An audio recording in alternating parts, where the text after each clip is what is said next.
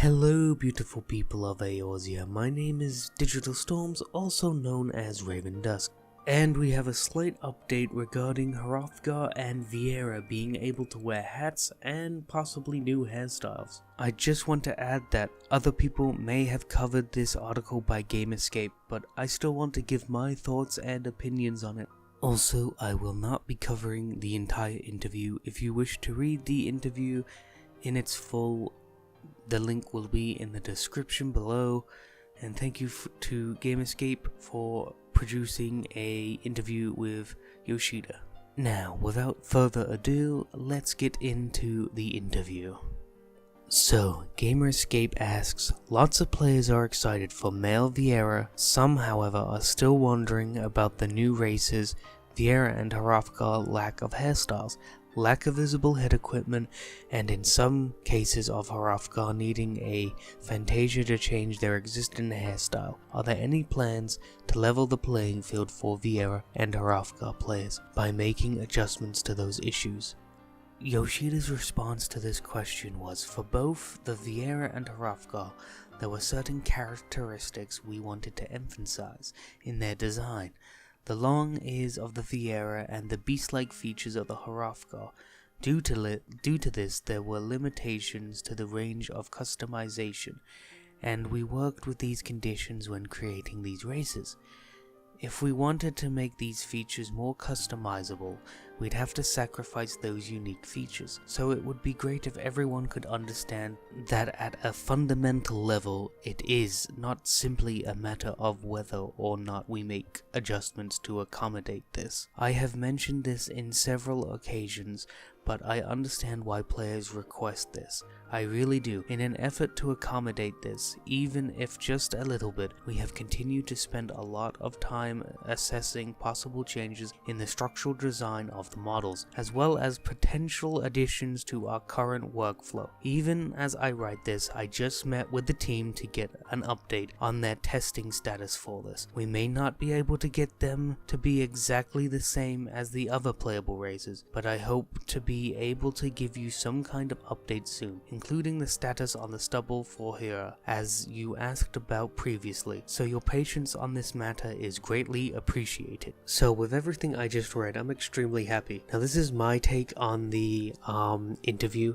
This is not fact, so please don't take it as fact. I think what they're trying to say is that they're experimenting on the player models for Viera and Hrothgar, and they've made some new test models. Maybe they've changed some things so they'll be able to keep their features but maybe add a little bit more. So maybe they've customized the newer models a little bit more, so we might see some slight changes to Hrothgar and Viera in the near future. Now that might not be at all what they're doing. They might just be trying to figure out a way for Hrothgar to use hairs without Fantasiaing.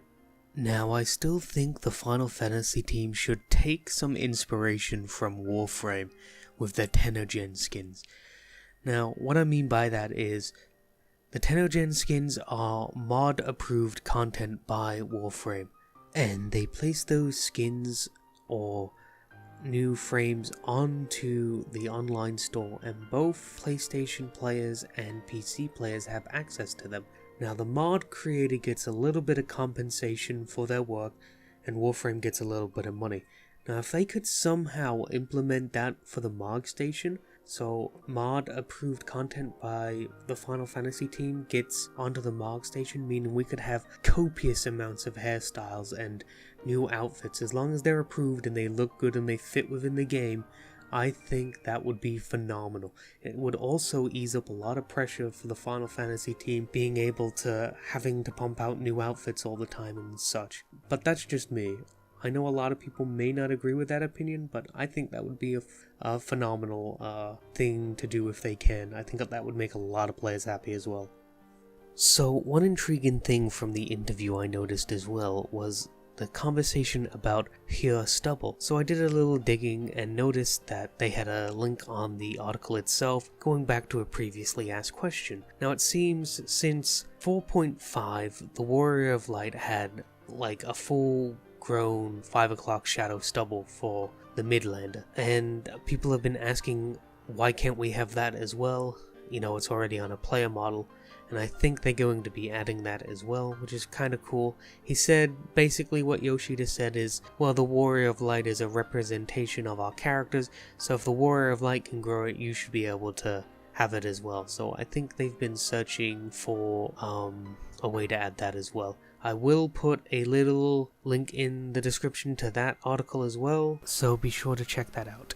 And thank you all for watching today's video. I hope you enjoyed it. Please let me know your thoughts in the comment section below. Please like and subscribe too, because that helps me out. I just want to say we are close to nearly 500 subscribers, which is amazing. Thank you all. I also want to say that we do have a 1k sub goal before the start of Endwalker, and if you manage to achieve that 1k sub, well, let's just say we'll be going over that in another video that will be coming out in a few days. But anyway, thank you all for watching. I've been Digital Storms, aka Raven Dusk. Thank you all for watching, and peace out.